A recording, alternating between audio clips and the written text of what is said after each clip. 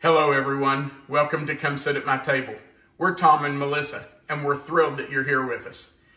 It is a cold, dreary, wintry type day here in central Kentucky. So it's a really good day for a pot of soup. Now, today just happens to be the first Sunday of January. And between now and February 11th, we have 6 Sundays leading up to Super Bowl Sunday. So starting today, every Sunday between now and Super Bowl, 6 Sundays in a row, we are going to have a series that we're calling Super Bowl Sunday. But we're going to spell super S-O-U-P-E-R because we're going to make soup every Sunday for 6 straight weeks. We hope you'll join us for this entire series of soup videos. Today, we are making corn chowder. Now, corn chowder is just good old comfort food. A chowder is anything that's in a thickened kind of cream sauce, cream broth, that has vegetables and sometimes meat in it. Ours today does not have any protein. We're not putting any meat in. You can do that, and we'll talk about that a little later. Well, I guess we do have some meat. We're putting some bacon in, but we're not putting in chunks of chicken or hamburger that's been fried. So it's more, I think it's more of a true corn chowder. If you put in a lot of chicken or some other meat, it becomes more about that item, that ingredient, rather than the corn. All right, let's get started. For our corn chowder today, we're going to start with 4 slices of bacon. Now, I'm down to the end of a pack of bacon, and I've already cut up 2 slices that are in there. I have 2 more slices to put in, but we're using 4 slices of bacon. We're also using 2 11-ounce cans of white Shoepeg corn. And I'm not going to drain those because they have very little liquid on them anyway. So we'll just dump those in. We're also going to use 2 ribs of celery that we will dice up, 2 carrots that we will dice, 1 small onion or half of a large onion, and 6 potatoes that we are going to dice. Now these potatoes are little gold bite-sized potatoes. They are not very big. They are pretty small. So there's not going to be a ton of potatoes in there. This soup has about 6 servings to it. So that's only 1 little small gold potato per person. So we'll just take those and probably cut them in half and then in half again and then dice them up into maybe 6 pieces or so. All right, we're also going to put in 1/2 of a red pepper. We're not going to use the whole thing because it would be just a little bit too much in this amount of chowder. So we're only going to use half of it that we will dice. For our seasonings, we are going to use 1 teaspoon of paprika, 1/4 teaspoon of onion powder, 1/4 teaspoon of garlic powder, and the recipe that I've always used says 1/8 teaspoon of cayenne pepper, but Melissa and I are not big heat people. We don't like something that's really hot. We like spice, but we don't like hot stuff that burns our mouths. So I'm just doing a pinch of cayenne. You can always put in more, but you can't take it out. So put in what you like, but I would recommend starting small and adding to it at the end after you've tasted the final product if you want more. Now we're also going to use 6 cups of chicken broth, and that is a 48-ounce box. You can see that it says 48 ounces there, and on the left side at the bottom it says 6 cups. That's what we're using. I have taken out 1/2 of a cup because we're going to use 1/2 of a cup with 1/4 cup of cornstarch to make a slurry to help thicken our chowder. So I've taken out a 1/2 cup. The rest will go in before we make the slurry. We're also going to use about 1 cup of heavy cream. And then at the very end, we will check to see if we need salt and pepper. And that's, of course, just up to you. It's your personal preference. If you don't want any salt, don't put any in. If you want a little bit, put some in. Pepper, the same deal. All right, we're going to get started by cooking our bacon. Now, the way I like to cook bacon that has to be chopped up in a dish is to go ahead and chop it before I fry it. I just think it's easier than frying the strips and then coming back and chopping it all up. If you cut it up into pieces and put into your kettle or your skillet, I'll turn that up just a hair to get that started. If you cut it up to start with, then you don't have to do that later. It's already chopped up for you. So we're just going to chop up this bacon to go with the other two pieces that I already had in there. And we'll get those frying. And while that's frying, we'll take care of the other ingredients. All right. It doesn't take long for the bacon to fry up once it gets started cooking. So hopefully by the time it's ready, we'll be finished with our vegetables and we'll have those chopped up and ready to go.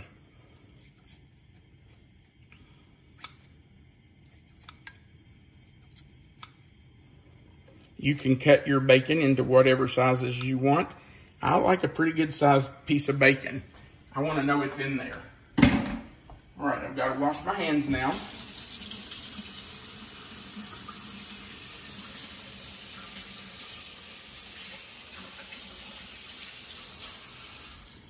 Should always make sure you wash your hands after you touch raw meat.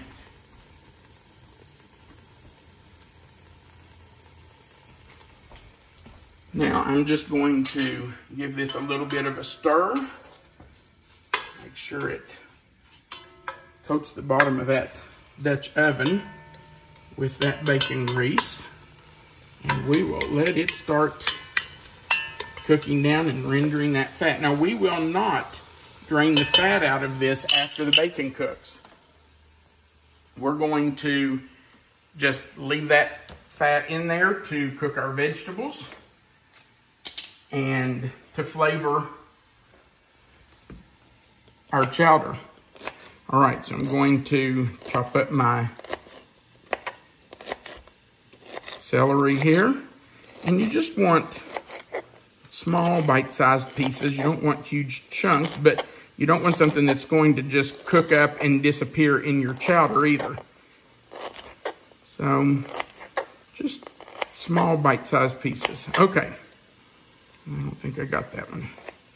All right, so we're going to scoot that over to the side. Chop up our onion. I keep reaching right in front of you, don't I? That's okay. I apologize for that. Here, my bacon frying. That's a good thing. So, same deal with the onion. I don't want tiny pieces, but I sure don't want huge pieces. So just kind of a medium bite-sized chop.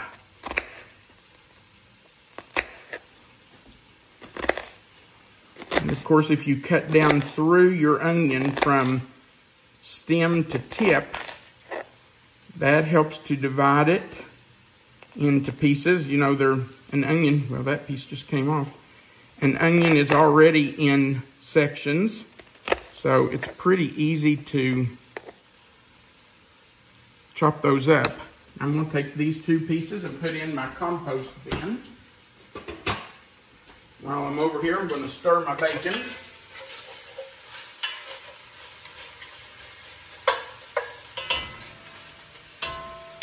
All right, back to my onion. I'm going to get rid of the celery and the onion I've already chopped so I have more room.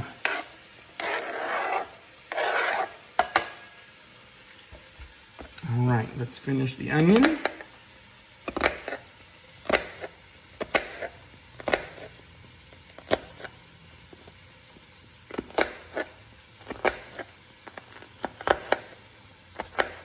I was a little worried that these onions might make my eyes water on camera. But actually, they're pretty mild. They don't seem too strong. No, they're not. They are pretty nice onions, really. All right. Do one more cut right there and then I'm done. All right, those can go to our compost bin.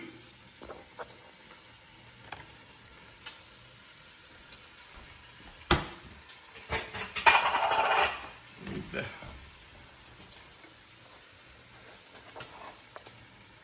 lid off my compost bin so I can get to it. Okay, stir my bacon again. Oh, it's looking good.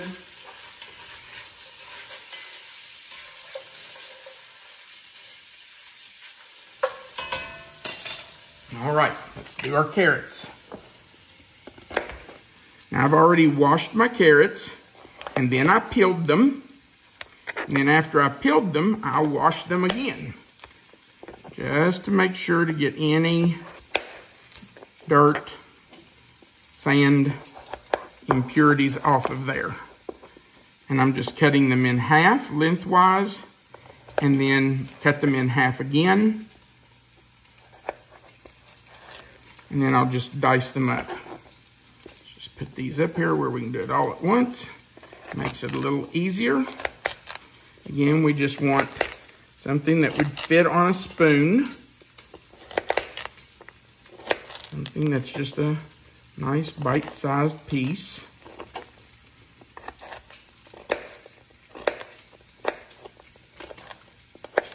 I hear that bacon popping. Better go check that. Let me check the bacon. I'll turn it down a little.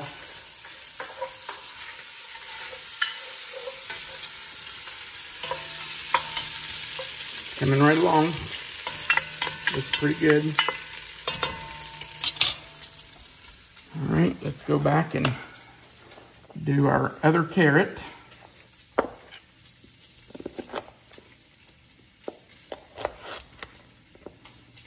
Down the middle, both ways, and then chop it.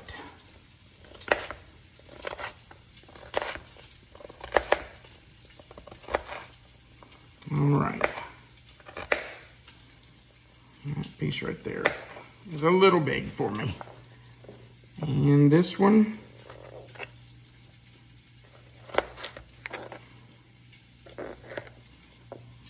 lay those down, right down the middle.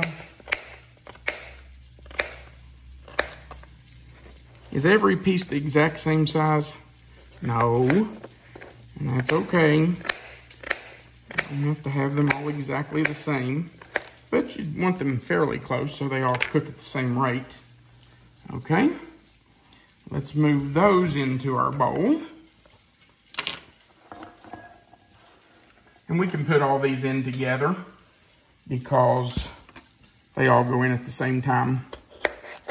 All right, so I'm going to cut those both ways and then just kind of cut them into thirds. Gives us a kind of a bite-sized piece there. If you want to, you can lay the cut-ins down. That makes it a little easier because they're not rolling around on you. Those. Bacon is smelling so good. I'll just cut each half into thirds.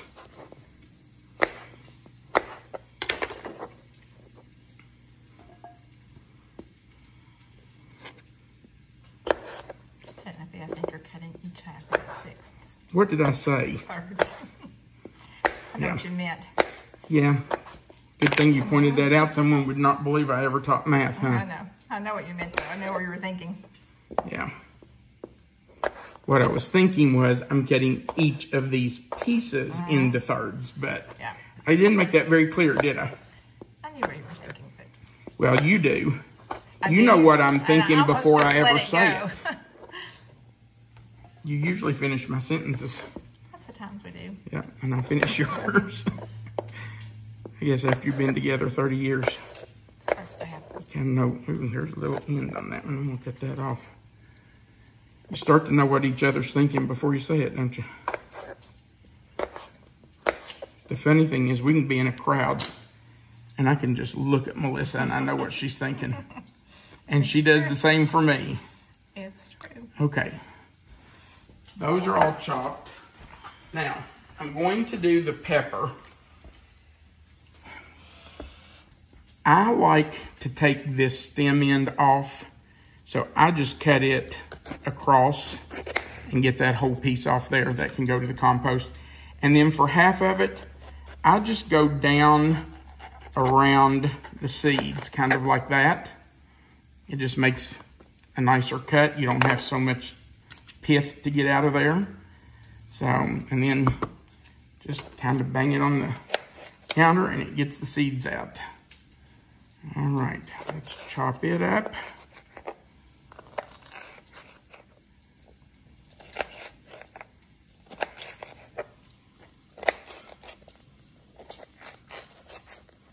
Okay. Stack those up together. Let me check my bacon. Hang on. Oh, yeah, it's looking good.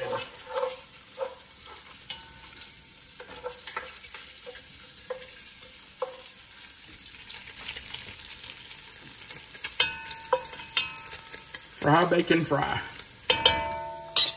Okay. Let's finish our peppers and hopefully our bacon will be close. You know, if you're working, I'm going to switch to this other knife. I think it'll do better with these. If you're working, this is a soup that you can come in from work and have ready in just a few minutes. Especially if you already have everything you need and, you know, the night before, wash your carrots and have your potatoes washed and everything ready so that when you walk in, you're ready to go. You can have this ready to go in no time. Okay. We can get rid of this because we are finished with the chopping board. Get that out of the way. And those out of the way. Okay. So we have our corn and our vegetables. And our bacon is really close. You can see that on the bottom, we have some, I don't know what you'd call that, but it's where the bacon has kind of stuck and it does scrape up, and that will come loose as you're cooking your chowder and help flavor it. All right, I think we are about ready to take up our bacon. Now you do want to take your bacon out of the grease and put it on a paper towel on a plate so that it can drain. But you want to leave the rest of that bacon grease in there. And notice I did not fry this completely crispy. If you want it crisp, you can do that. But that's not how we like our bacon. So I just fried it until it was barely done. I know my arm is right in your way. I'm trying to get around to your bacon. Sorry. That's okay. It's because I'm left-handed and I can't help that.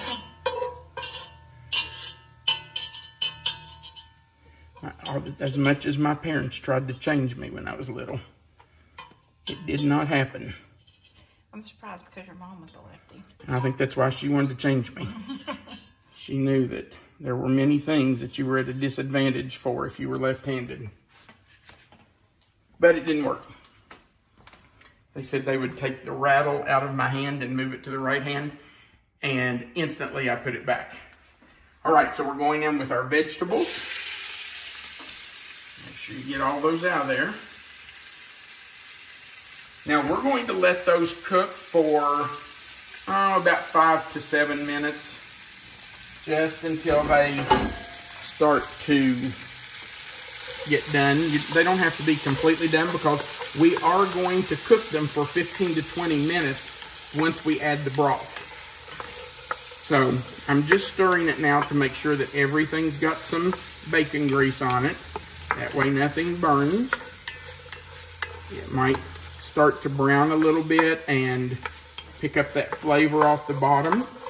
But you can see how that scrapes up right off the bottom, and it will do that more and more as we add to it.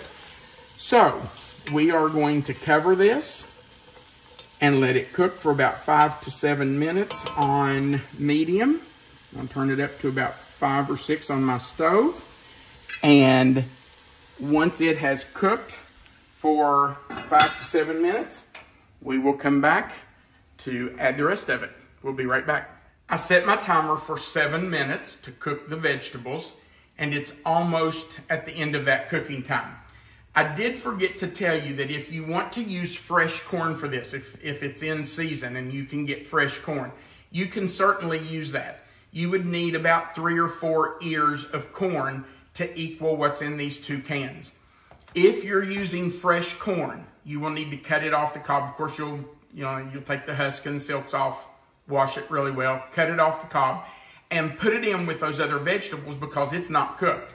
But because I'm using canned corn, it's already pretty much cooked, and so it doesn't have to go in with those. It will go in now when we put in the seasonings, the paprika, the onion powder, garlic powder, and there's my timer. We will put the corn in with those because it didn't need that extra time to cook. Okay, so I have stirred this about every minute, minute and a half while it was cooking, just to make sure it wasn't sticking. And you can see there that they have started to cook. They are certainly not tender by any means.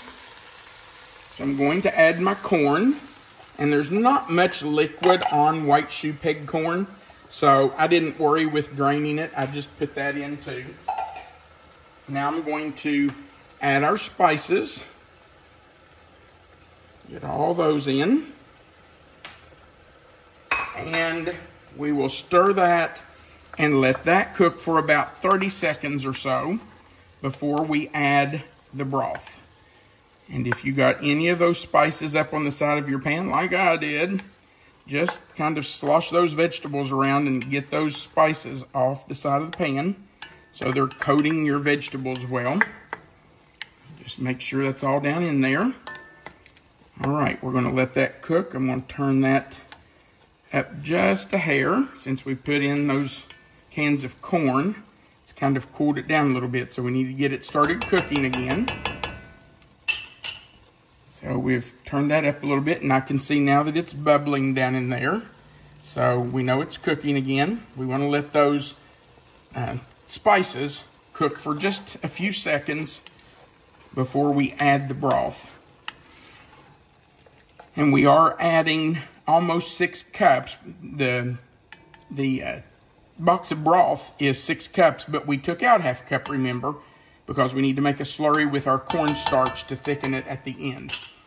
Okay, that has cooked, so I'm going to put the rest of my broth in. It's about 5½ cups now. And the potatoes and carrots are really the ones that we have to make sure we get done. It's going to take about 15 to 20 minutes of boiling, simmering, for those to become soft. So I'm going to turn the fire up just a little, probably up to about 8, and get that started simmering. And then I'll turn it down once it does start to cook and let it simmer for about 15 to 20 minutes. I'll come back and check my potatoes, and as soon as they are soft and ready to eat, we will come back and finish our corn chowder. So off we go to cover the Dutch oven and let that come to a boil. We will be back after the potatoes are ready. It'll be about 15 or 20 minutes. Our corn chowder has been kind of boiling, maybe a little more than a simmer, for 15 minutes. I just checked the potatoes with a knife, and it went through very easily, so we know the potatoes are done. If they're done, everything else should be too. So we're going to take our ½ cup of chicken broth that we reserved, add our 1/4 cup of cornstarch, and whisk those together to make a slurry that we will add to our corn chowder to help thicken it. Now, as your corn chowder cools after you finish it, it will continue to thicken a little bit. And it may even get a little too thick. If it does, then all you have to do is add a little more chicken broth or some milk or even a little water. So if it gets too thick, just add a little liquid to it. Now we just want to make sure that that cornstarch is all mixed up well in here. We don't want any lumps in our soup. So now that it's mixed up, we're going to go to our soup and stir it in. I may not put it all in to start with, just to see. And you know, I need to turn that up a little bit because we want that to keep boiling while this goes in. I may only put about half of it in to start with and then see if we need the rest of it. Oh, it's already starting to thicken. We may not need all of that. I'm going to add just a little bit more. You want it thick enough that it's not runny. You don't want it to be watery, but you don't want it to be thick like paste either. So there's a happy medium there. I think that looks pretty good for right now. I'm going to turn this down just a little bit. We're going to stir in about 1 cup of heavy whipping cream. I asked Melissa when we were waiting for this to cook if I said heavy whipping cream when I showed this earlier, and neither one of us could remember. It is heavy whipping cream. It's not just milk. So make sure you've got heavy whipping cream. That just makes it creamy. This has 2 cups in it, and I'm going to stir about half of that in to start with and just see how it looks. We do want it to be nice and creamy. That was about 1 cup. If we need it, we can add the other cup. And now that I've added that, I can see that I might need to add some more of my slurry just to help thicken it up a little bit. Let's turn it back up so it cooks a little better and helps thicken it. I think I am just going to add it all. Okay. And if I need to later, I can add the other cup of heavy cream if it becomes too thick, but I don't believe it's going to. It looks really good. Looks very nice. You can see that it has thickened up some. Now, we are going to stir back in our bacon.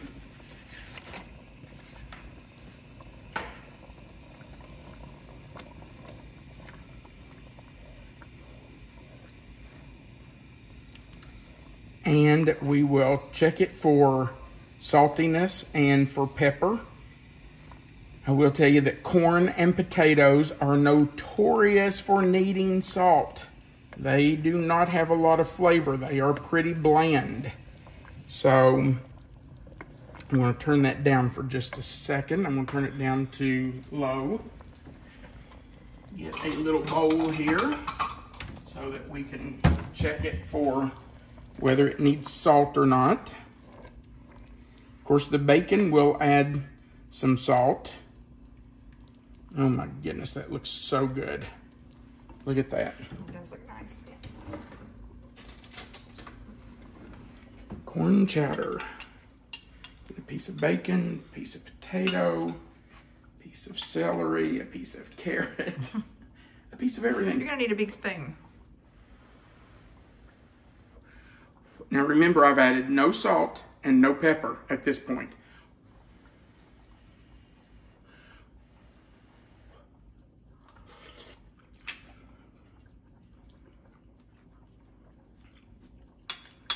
Definitely needs a little salt, and it needs some pepper. Not a lot. I'm going to do ½ teaspoon of salt. And the same amount of pepper. I should have done white pepper in there.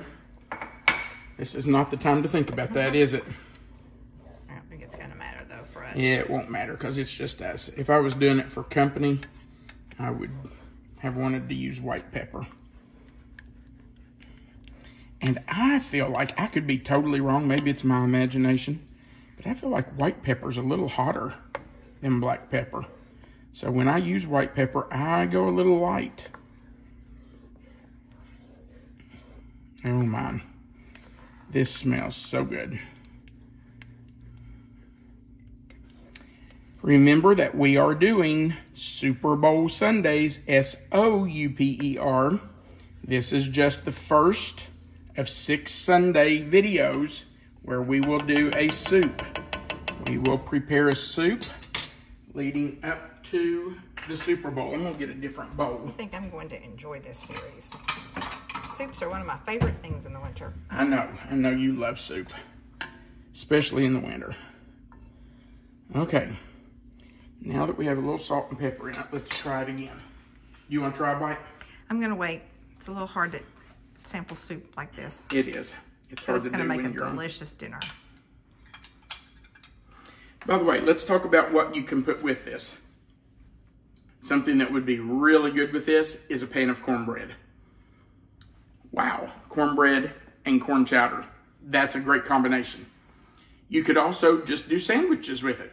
Do grilled cheese, you could do peanut butter and jelly, you could do just peanut butter, ham and cheese, whatever. You could put any kind of sandwich with it, really. Or you could do breadsticks. Breadsticks would be wonderful with this.